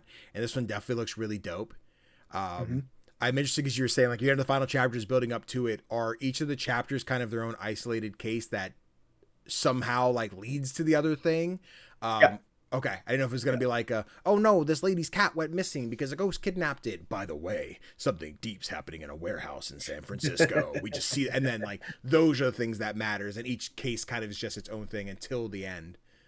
No, each case is a separate thing, but at each case you find this kind of card. Okay. And these cards prophesize something. It's the Phantom Thieves calling card. It's Persona, man. I'm telling you. Joker's showing up, dude. That's cool. No, that sounds really dope. A case where I'm just like, oh, when will I get a chance to try it? When will I get around to it? We'll see. But no, I like what you're telling me. Hell yeah. I see it's on PlayStation Platinum. Maybe. See what the trophies look like. Yeah, that looks really fun. I'm digging how that one's sounding. It's yeah. If you want like an idea of the humor about it, so at the start of the game, you come to the Urban Myth Dissolution Center because you're seeing things and you have no idea why you're seeing these things. So you enter, and then like the big boss man is sitting there, and he's like, "Oh, take a seat so we can have a conversation." So you sit down and you feel this pinch in your leg. Okay. And you're like, "What the hell?" And he's like, "Oh no, you shouldn't have sat down in that chair. That's a cursed chair." You say something. And then you have to find out like how to lift the curse from the books that he has in his office. Okay. And then you start figuring out that maybe the chair wasn't cursed, but there's like this mechanism where like an injection needle will poke out and prod you. Yeah. And like get some kind of toxin in you inside of you, So you try and like get to that needle, and you break the chair. And he's like, oh no, we were just borrowing that chair, and now you've ruined it. I guess you'll have to work for us to pay off your debt now. And that's how you get. That's not what I was expecting from this. I was expecting a lot more of like super horror tones, and then we're like, oh no, the cursed chair. Well, Yeah. sign the employee paperwork. Let's go. Yep. That's awesome. I love that. Yeah. Definitely on my radar then. Definitely sounds like one when we get to Game of the Year time. Like, fuck, I haven't played this yet. Better give it a shot. Yeah. Which we got to start building Keep that an eye doc. on it. We got to build those Playlog Award docs. I got to get to that. We got to Oh, lock yeah. in some more things. Hell yeah, dude. Any other thoughts on Dissolution Center? Myth Dissolution Centers? Myth Delusion I Centers? can't wait to finish it, and then move on to my next game, which Hell I yeah. cannot mention yet. Been there, done that. All the embargoes, man. Yeah. Then let me tell you, we're gonna mix up the vibes a little bit because I've been playing Rift of the Necrodancer. Nice. Anyone unfamiliar, there's Crypt of the Necrodancer, which is a lot more of like a dungeon crawling game where you have to jump around to the rhythm of the music and hit enemies in a certain pattern. Rift of the Necrodancer is similar vibe, but it's Guitar Hero. And I'm having a very good time with this one. Another where I'm just like, I just said die in the dungeon. I'm enjoying it, but I'm really bad at it. I'm in the same spot with this one. Okay. So you play as Cadence, our main character. She's great. It's 3 buttons. You use left, right, and up on the arrow keys to hit the enemies as they hit like the fret, like you would in any other Guitar Hero type game. The thing is, all of the notes are monsters, and every monster has a different like gimmick to it. So you have like the defaults, right? I think there's, from what I understand, there's 3 to 4 tiers per monster. So like the slimes, if you hit the green monster or the green slime, he dies. That's it.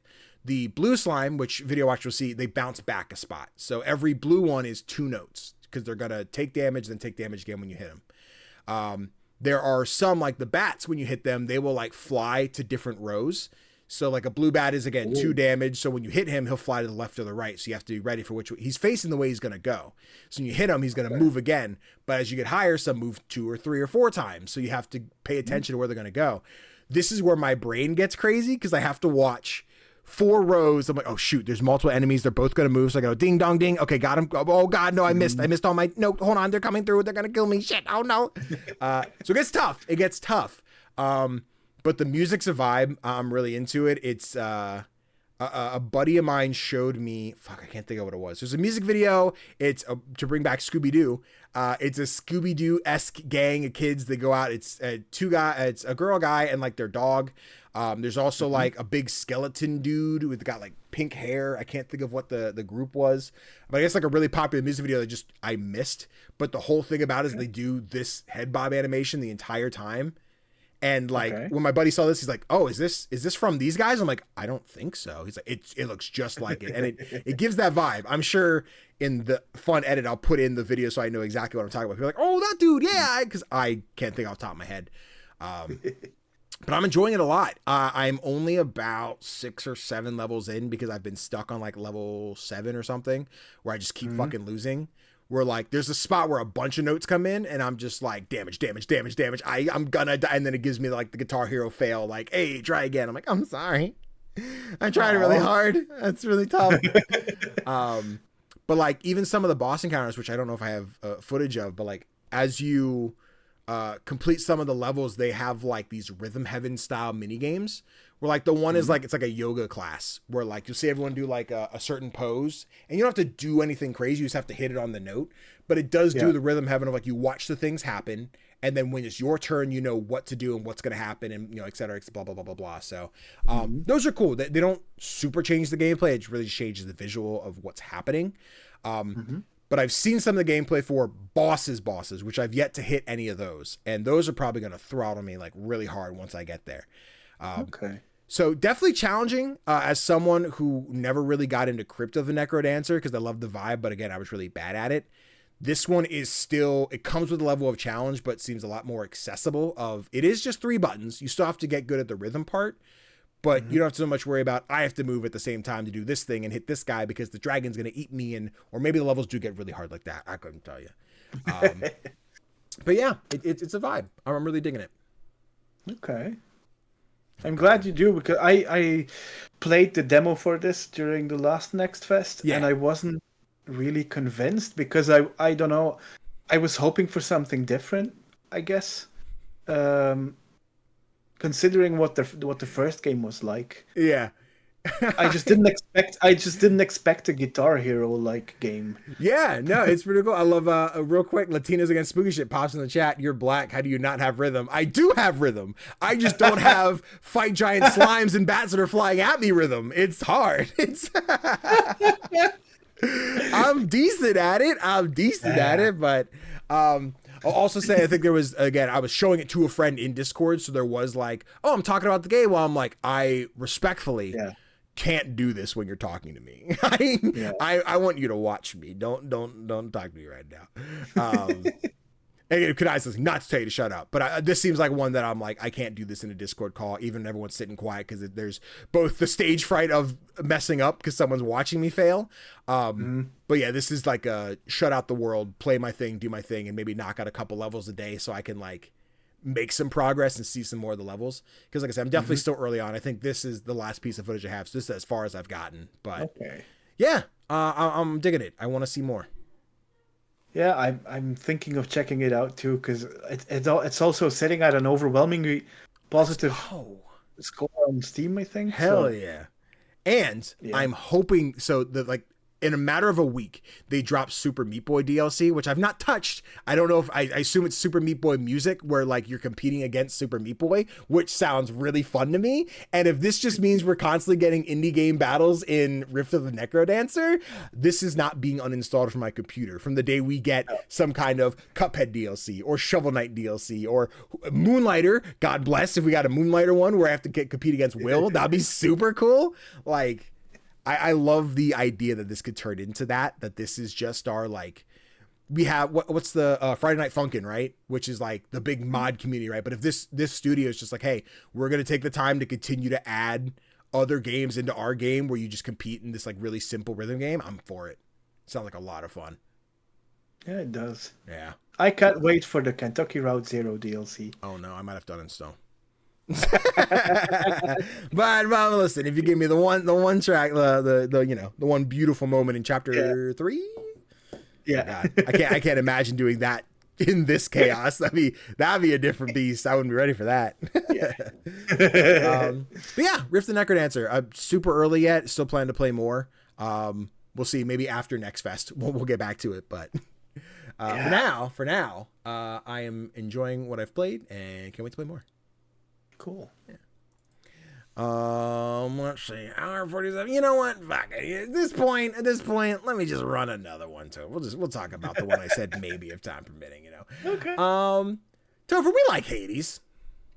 Yeah. What if Hades was co-op? Ooh. This game is called Sworn. And brother, holy shit. This is really good. It's really fun. It is unapologetically Hades. It's there. Okay.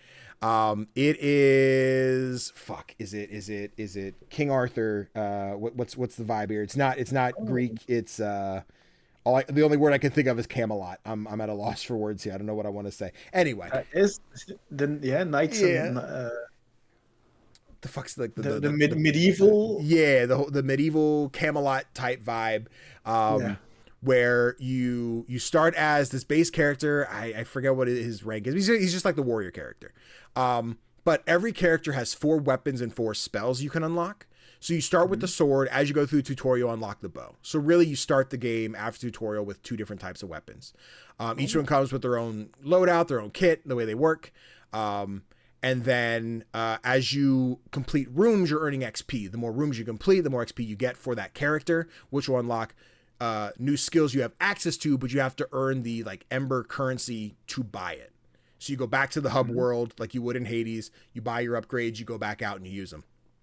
As you play as one character, after so much progress, you unlock the next one. The first one is, they're called the monk, but Kanai was they're more like a cleric. So monk's really not the way to define this character. They're very much a cleric, but they have like lightning strikes that come in while they're fighting. And again, they have 4 weapons. After that, you have 2 other characters. One with a giant hammer, which I just unlocked. I've not played as yet. But it's like super high quality, dog. Again, it's early access, so I don't know how far the game goes. We've only beaten like the first boss. But it's 4-player co-op. If you like Hades and you want to play out with your friends, check out Sworn. It's that. Okay. It feels so much like Hades. The visual style is not quite the same. Like there's a certain style to Supergiant's like art, but like you look at the way you speak to like the gods and stuff when you pick your upgrades and your boons, and like it's that same visual aesthetic, right? You're seeing that same thing. Plus, listen, I don't know her name. I don't know if Titania is what I started saying, and then eventually we accidentally said Titty Anna, and we're like, well, that's just funny. So now we have to call her Titty Anna. Yeah, but yeah, I played with my buddies Connor and Kanai. We all took different paths. I stuck with the base character to unlock his weapons. Kanai took more of I'm going to keep unlocking the new character and see what they all do. So I'm more front loaded, have more unlocked, where Kanai's unlocked a little more across all of the board, and Connor's kind of taken a mix of the two. But yeah, it's great seeing that you have 4 people run in with potentially either the same kit or very different kits. Where like you got one guy doing all this area of effect with lightning, you got the one dude staying back using the bow, you have the other guy, there's a bow staff you get with the main character, which I really dig. It's like you get this Wukong like smack, jab, and after the 4th hit, you'll do like a slam. And then the boons, there's ones that's like, hey, you increase the speed after you do a certain attack. And then after the 4th attack, you'll do like an area of effect damage. So when you combine these boons to make like your kit that much better, I'm like, oh, cool. Now I'm doing a lot. And then all the bosses are the Knights of the Round Table. So you have, I think it's Gawain. I don't know how you pronounce it. I'm really bad at that. But like he's the first one, and he kicked our teeth in a couple times because I'm just like, got it. No, hold on, I didn't know he did this move. Wait, hold on, he did a thing I didn't know. There's skill trees, so as you unlock, there's like, cool, I can get multiple dashes, or I can get my what in Hades would be the Death Defies, like a revive. So if I die, I just come right back. Yeah. And some of those will stack because each tree has like a special token type milestone where you can flip it. So you can either get an extra charge to your special attack, your spell, or you can get an additional dash. I've tried to go the spell route so far, and that one's good. But I think depending on the enemies or how good you are at fighting some of them, it's better to have the extra dashes. So like here, if I have one dash, I dash away and then he attacks. I'm like, I don't have a dash again. I'm going to take more damage. So I think it all comes down to how you play. Obviously that's how these roguelike type things work, but being early enough on, we've gotten like the second area. I think the other guys have played a little solo, so they're further than I am and experience more. Yeah, see, that's right. I got my shit clean because I dashed the wrong way. But yeah, it literally co-op Hades. Like it's the vibe. It's right there. You want to play with some friends, do some Hades. And if this means Hades 3, I can play as like Zagreus and Melanoy and then whoever the fuck knows, like take the hint, Supergiant, do it. Do Hades 3 after you finish Hades 2, of course. But do that with the co-op options. That'd be really cool. Yeah. And like gameplay wise, it's similar to Hades. Yes. But does it have anything like the Horny Gods? There's some hot gods so far. Okay. I can't say. I mean, you don't really. They're your family. Not really. Well, also, I don't really think that means anything for Greek mythology anyway. You know what I'm saying? But so far there's no like dating type element to it. You don't really flirt with anybody. As you get certain milestones, you get some of the different gods or creatures that'll go back to like your base. So there's like a siren, who when you give her water, you get to upgrade the boons of the weapons. So when I get the bow staff and I take it to her, I can increase damage, increase speed, blah, blah, blah, blah, blah. But then there's a fisherman who his whole thing is when you collect silk, you take it to him and you can unlock skins. It's not a gameplay altering thing. It just changes the way things look. Every character has a cool like crystallized version of their weapon. So like Rook, the guy with the hammer, has this really cool, like it looks like dude from Arcane, Jace. If anyone's seen Jace's like crystal hammer, it's got that kind of vibe, just really purple. I'm like, oh yeah, I want to go to unlock this. And then you have the Moon Lady, who as you run through and pick up moons, you get a mission board in your base. So you're getting more of the currency as you're just playing. Some will be like, hey, do certain things with the monk, which you'll get then and do whatever. You use that currency to buy the spells. So again, you have 4 weapons, 4 spells, so you can go in and change things one way or the other. I don't really like this spell. The second spell I unlocked for the main character is like a dash and smash, which like is good, but I was really bad at not taking damage after doing that, so I switched back to the basic projectile. So again, it really comes down to how you want to play and like what fits your play style with what weapons you like the most. But in Hades 1, I was a big fan of the gauntlets. And in Hades 2, I was a big fan of... Oh, God, what did I play in Hades 2? I liked all the weapons in Hades 2, honestly, so I can't think. But, like, the bow staff felt currently where I'm at the closest to the gauntlets from Hades 1. So I think that's currently my main when I'm playing, like, the default character. But once I get Rook, the hammer guy, and see what else I can get with him, we'll see how the game changes. Okay. Yeah. I'm just noticing, like... If you want to spend more time with this one, you better hurry, because I don't know if you know this game called Rainbreaker. Yes. it just got a release date in March. Oh shit! Look at that. Yeah. Okay. March 18th. Well. So that's another Hades. Like for people who don't know, it's another Hades. Like it doesn't have co-op, but it's another one that looks really good. So. I want to see too many games. Really quick. Just gonna check my email. And as I look at the emails. Okay, yeah, cool. I have the demo for Rainbreaker. I have not played it yet. It is sitting in my library. I didn't realize the embargo was today. So yes, I have not played Rainbreaker, but I'm very much looking forward to checking it out. We've been mutuals on TikTok for a minute. I really love what I'm seeing from that game stylistically. But you are right. With Rainbreaker coming out, which I'm assuming at this point, based on the contact, I might get a review code for. We'll see. But yeah, the embargo for that was this morning. And yes, they were just like, hey, keep it a secret. We're giving a release date. I'm like, oh, was that today? Oh, no. Yep. And the demo is live now as well. Yes. For everyone. So please check out Rainbreaker. Also check out Swarm because it's really cool. Yeah. Whew. All right. Well, let me tell you, Tofr, we've been talking. Let's find a way to wrap this bad boy up while quickly talking about the indie games releasing this week. This is for... Listen, my throat's like, yeah, Danny, stop talking about Monster Prom, dude. It's been a long day. The indie releases this week from February 20th to the 26th. Pretty quiet week for now. We have Cabernet coming out February 20th for PlayStation, Xbox, Switch, and PC. We have Stories from Soul, the Gundog on February 20th for PlayStation, Switch, and PC. We have Die in the Dungeon February 21st for February 21st for PC and Early Access.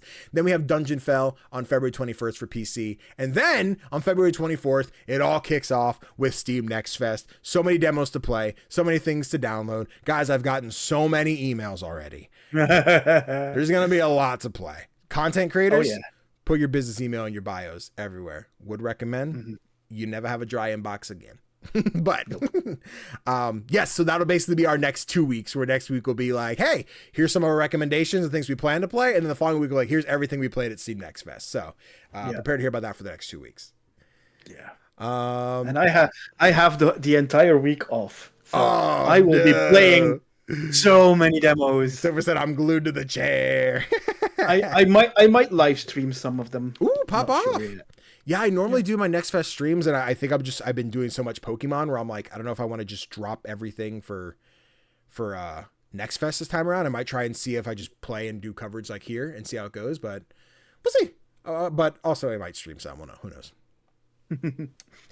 But yeah, if you guys are checking any of those games that were coming out this week, be sure to add them to your wish list if you're going to pick them up later or whatnot. And then we're on to our indie spotlight, where we spotlight games that we play that don't have enough attention, or upcoming games that we really want you to pay some more attention to. And Tofr, this week's all you. And it was a game I told you I hadn't heard about, so I'm interested to hear more. I was surprised that you didn't hear about it before. It's not the newest game. I think it's from like 2019 or something. 2020. Okay, it's called Wide Ocean Big Jacket. And I'm not going to say much about it. It's a small, about 90-minute game about an aunt and an uncle taking their niece and her boyfriend on a camping trip. Okay. And basically, it's a game about the tiny moments in between the bigger life things happening. Oh. And I think the fact that they chose a camping trip for this makes sense, because camping trips feel like those moments in between. Yeah. You know, where you're just away from everything and it's just you and maybe people you love. And yeah, it like gameplay is pretty light. It's mostly dialogue. Okay. But yeah, it's $7, and it's one that will stick with you if you've played it. Yeah, it's weird because looking at it, it's really not. But I immediately get Florence, I get Before Your Eyes, and I get that Dragon Cancer. And I think 2 of those games came after, were released after Wide Ocean Big Jacket. Okay. Ooh. So, nah, this looks cool. This looks. Am I gonna cry? Yes. Okay. Wish list. Let's add it to cart a while and keep it around. You guys heard it. We're dropping Celeste for This Is Our Book Club next month. It's not true. That is not the case. We're sticking with Celeste, but maybe.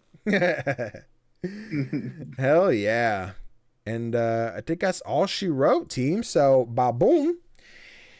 Guys, it's been 2 hours. I'm done talking to you. I'm sick of you. I don't want to hear you anymore. Guys, thank you so much for watching. If you're here on Twitch, thank you so much for hanging out for the Monster Prom review. Be sure to stick around for Celeste next month. And then, of course, our weekly podcast, which is on YouTube, and then audio services every single week. If you guys want to, be sure to follow Tofr. The link is in the description for the link tree, as well as dropping those follows on all social medias at CGDannyB for everything else. Anything else you're thinking at the end of the episode here that I'm totally blanking on? Go play Monster Prom and all of its sequels.